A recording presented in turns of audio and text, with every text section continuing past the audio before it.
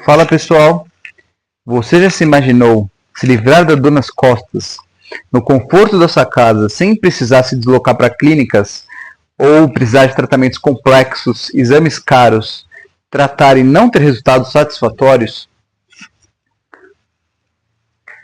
Muita gente já falou para você que a dor nas costas tem a ver com a sua postura. Você já deve ter ouvido falar isso de familiares, amigos, pessoas próximas, ou até mesmo profissionais de saúde, que a sua coluna não está saudável por conta da sua postura, mas isso não tem nenhuma relação. Não existe postura ideal, não existe postura correta. O que existe é a próxima postura. Se a gente ficar tentando buscar a postura ideal, a gente vai ter que ficar parado.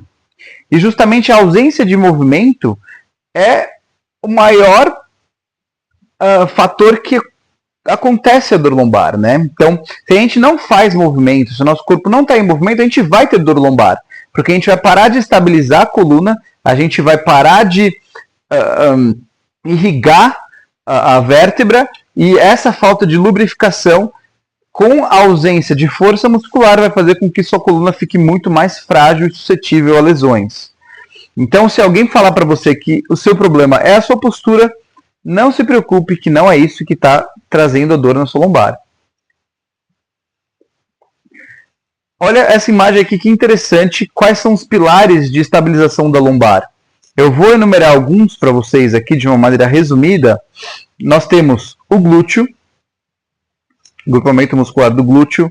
Aqui nessa região nós temos o assoalho pélvico. Temos a grande dorsal, que é esse grupo muscular aqui, fáscia tóraco-lombar, musculatura da região da escápula para a estabilidade da cervical, trapézio e toda a musculatura da própria cervical. Então, essa região a gente estabiliza as vértebras cervicais, essa região do trapézio e da musculatura escapular, a gente também estabiliza a cervical, mas também torácica, coluna torácica aqui. E toda essa região aqui, ó. Todos esses grandes grupos musculares são o que fazem a estabilidade lombar, que é a maior vértebra que a gente tem no corpo humano e também a região que a gente mais recebe carga. Esse videozinho que eu trouxe aqui também, ele mostra a importância do diafragma como estabilizador da coluna também.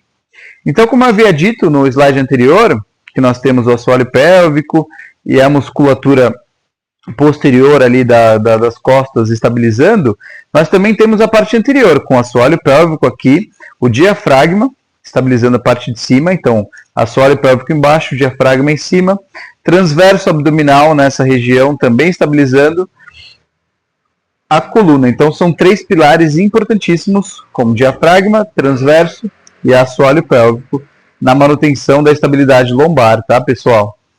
Aqui, voltando nesse slide aqui, então, a gente teria o diafragma aqui, assoalho pélvico aqui embaixo, e toda a musculatura posterior aqui da coluna, também como os multífidos que estabilizam também a coluna lombar. Eu queria também falar com vocês que muita gente tem muito medo com relação à carga, à curvatura da coluna. Então, eu escuto muitos pacientes ou leigos falarem: ah, eu tenho lordose lombar. O que é lordose? É essa curvatura aqui da coluna lombar, ó, que é uma curvatura natural da lombar, tá? Todo mundo tem que ter lordose. Então, quando você ouvir, ah, eu tenho lordose, significa que você tem uma curvatura normal.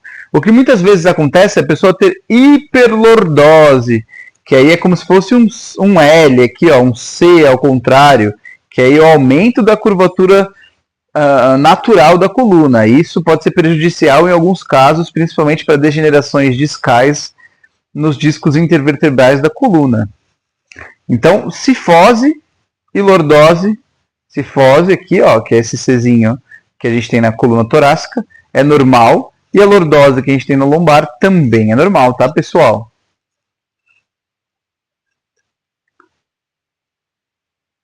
Ah, eu trouxe esse esboço também aqui, ó, que eu queria mostrar para vocês a localização do assoalho pélvico aqui, ó. Já que ele está aqui nesse escrito aqui, musculatura do assoalho pélvico, ajudando na estabilidade da lombar, da coluna como um todo, né? Então, ele está aqui na parte baixa. Nós teríamos aqui em cima, o diafragma estabilizando. Aqui atrás, nós temos quadrado lombar, multífidos.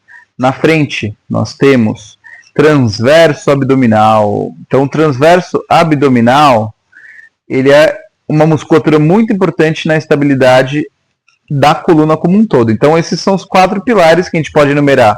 Primeiro, diafragma. Segundo, assoalho pélvico. Terceiro, multífidos, quadrado lombar latíssimo do dorso. E o quarto, como transverso abdominal e ilio-psoas também. Então, são todas essas musculaturas estabilizadoras da coluna.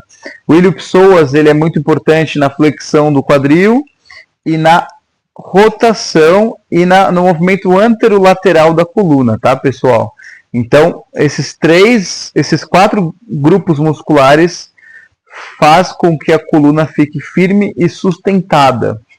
Se a gente tem a coesão entre a respiração, firmeza do diafragma, contração do assoalho, trabalho de conscientização do transverso abdominal, ilio-psoas e multífidos, a gente tem uma coluna ajustada, coordenada e mais saudável.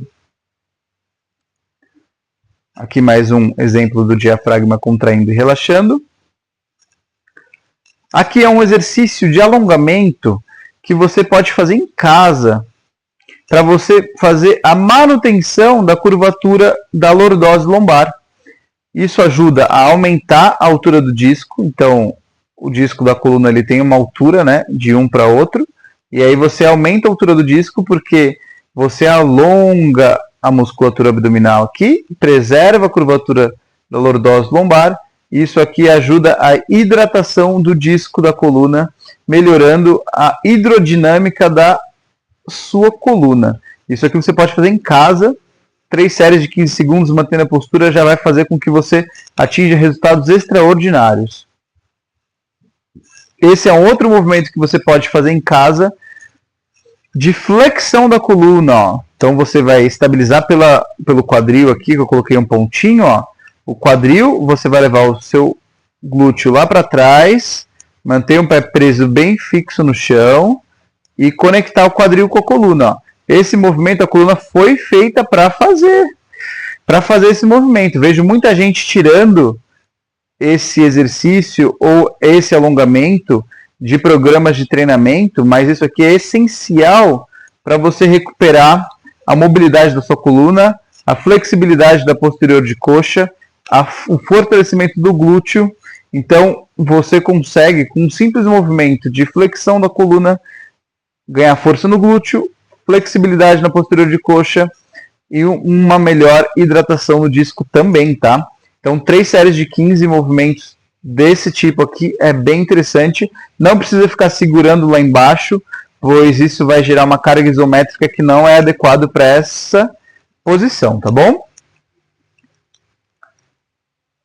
Aqui mais um slide que mostra as vértebras. Então a gente começa pelas vértebras cervicais, as vértebras torácicas, as lombares e por último a gente tem o sacro, que são essas últimas vértebras aqui, sacro e cóccix. Então deixa eu voltar lá. Brevemente falando, as vértebras cervicais elas são de menor calibre, tá? Então a cervical, a região da nossa nuca, a cervical, ela recebe menos carga do que a coluna torácica e do que a coluna lombar. Então, a cervical é menos calibrosa, recebe menos carga. A torácica é mais calibrosa do que a cervical. E a lombar é a maior vértebra que a gente tem em termos de diâmetro. Isso faz com que ela receba maior pressão e maior carga, tá? E aqui são alguns grupos musculares da região cervical, também super importantes, principalmente quando a gente tem casos de torcicolo, desconfortos cervicais, dores de cabeça. Então é uma musculatura muito importante para a gente trabalhar o relaxamento, e elas são musculaturas que ficam ativas durante o dia inteiro, porque enquanto a gente não está dormindo, a gente não relaxa a cervical, a gente só relaxa a cervical quando a gente vai dormir. Por isso que eu sempre dou esse exemplo para os meus pacientes, que quando você dorme sentado, sua cabeça cai. Por quê? Musculatura cervical relaxa, tá? Então é muito importante a gente ter a musculatura cervical fortalecida, mas também ter a capacidade de relaxá-la para evitar tensões cervicais e travamento no pescoço e diminuir a amplitude de movimento para você no seu dia a dia. Tá certo, pessoal? Então, eu vou soltar na próxima semana o conteúdo inteiro dos exercícios, exercício por exercício, de o que você deve fazer em 21 dias para melhorar a sua dor lombar. Aqui foi só um esboço de como funciona a região da coluna.